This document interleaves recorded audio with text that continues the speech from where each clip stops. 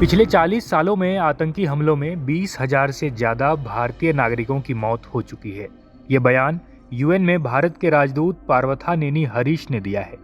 संयुक्त राष्ट्र में भारत ने पाकिस्तान को एक बार फिर जमकर आड़े हाथों लिया है। भारत ने साफ कहा कि आतंकवाद का हब पाकिस्तान ने पिछले 40 सालों में 20,000 से ज्यादा भारतीयों की जान ली है, लेकिन अब वह पानी जीवन है जैसी इमोशनल बातें करके खुद को मासूम दिखाने की कोशिश कर रहा है।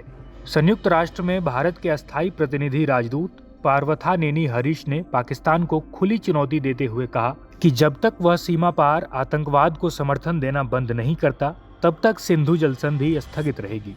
आइए यह पूरा मामला आपको विस्तार से बताते हैं। भारत और पाकिस्तान के बीच मौजूदा तनाव की वजह बना 22 अप्रैल का पहलगाम आतंकी हमला, जिसमें 26 निर्दोष लोग मारे गए थे। जांच में सामने आया कि हमले के तार सीमा पार पाकिस्तान से जुड़े हुए हैं। इसके तुरंत बाद ही प्रधानमंत्री मोदी ने एक हाई लेवल मीटिंग बुलाई और सिंधु जल संधि को निलंबित कर दिया गया।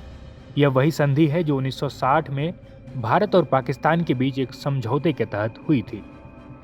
राजदूत हरीश ने 4 पॉइंट्स के माध्यम से पाकिस्तान की दोहरी नीति और सिंधु जल संधि उल्लंघन को उजागर किया।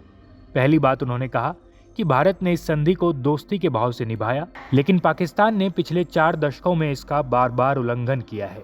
राजदूत हरीश ने कहा कि 20,000 से ज्यादा भारतीय नागरिक आतंकवादी हमलों में मारे गए, फिर भी भारत ने हमेशा संयम बरता।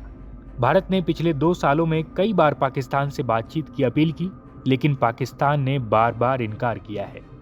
उन्होंने आगे कहा कि जब तक पाकिस्तान सीमा पार आतंकवाद का समर्थन करना बंद नहीं करता, सिंधु जल संधि पर आगे कोई बात नहीं होगी। उन्होंने साफ कहा कि संधि का असली उल्लंघन पाकिस्तान कर रहा है, भारत नहीं।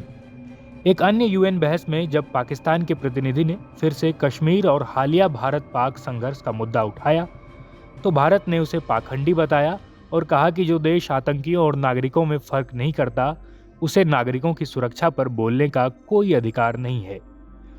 भारत ने यह भी याद दिलाया कि पाकिस्तान दशकों से भारत में आतंकी हमलों को समर्थन देता आ रहा है। भारत ने यूएन में स्पष्ट कर दिया कि अब कोई सब्र की नीति नहीं चलेगी। जब तक पाकिस्तान आतंकवाद को जड़ से खत्म नहीं करता, तब तक सिंधु जल संधि ठप रहेगी। ये बात हो गई यूएन की। वहीं दूसरी तरफ आतंकवाद के मुद्दे पर पाकिस्तान को एक्सपोज करने भारतीय सांसदों का डेलीगेशन अलग अलग देश पहुंच चुका है। इस डेलीगेशन में शशि थरूर, असदुद्दीन ओवैसी, संजय झा समेत कई बड़े नाम शामिल हैं।